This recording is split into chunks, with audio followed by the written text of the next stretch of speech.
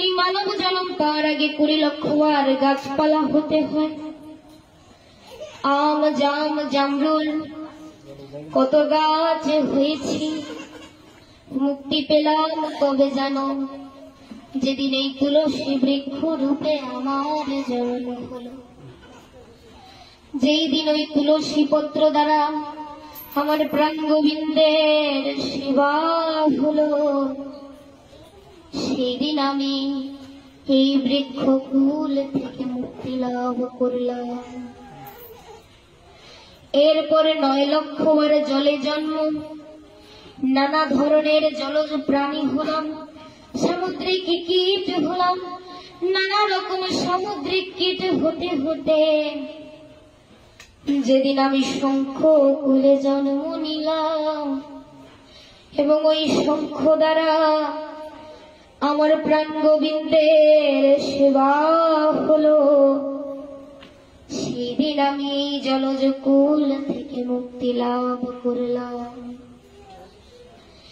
এরপরে 11 লক্ষ বার নানা ধরনের কীট পতঙ্গ হতে হয়, নানা ধরনের কীট পতঙ্গ হতে হতে যেদিন আমি মধু করে, যেদিন মৌমাছি রূপে ফুলের মধু সংগ্রহ করে চাকে ভরে দিলাম এবং সেই মধু দিয়ে আমার প্রাণ গোবিন্দের সেবা হলো, সেদিন আমি এই কীট পতঙ্গ কুল থেকে মুক্তি লাভ করলাম।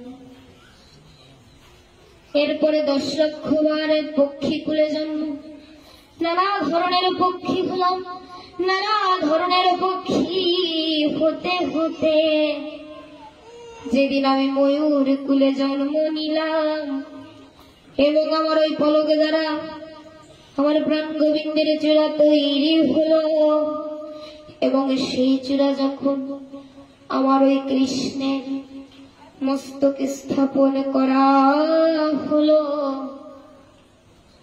সেদিন আমি এই পক্ষী কুল থেকে মুক্তি লাভ করলাম।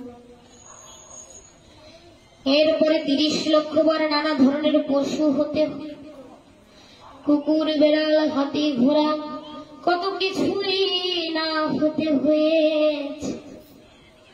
যেদিন আমি ধেনুকুলে জন্ম নিলাম, নিতাই গৌর হরি বল। দেখুন ভাগবতগণ, এই মনুষ্য জন্মের পরবর্তীতে যদি কোনো সার্থক জন্ম থেকে থাকে তবে তা হলো এই ধেনু জন্ম। এর কারণ বলে, কারণ হচ্ছে এই ধেনুই এতটা পবিত্র দুগ্ধ অর্থাৎ দুগ্ধ উৎপন্ন করতে পারে যার দ্বারা আমার প্রাণ গোবিন্দের সেবা হয়, নচেত অন্য কোন প্রাণী কিন্তু তা পারে না। তাই গৌর হরি বল। সুতরাং যেই দিন ওই পবিত্র দুগ্ধ দ্বারা আমার প্রাণ গোবিন্দের সেবা হলো, সেই দিন আমি এই পশুকুল থেকে মুক্তি লাভ করলাম।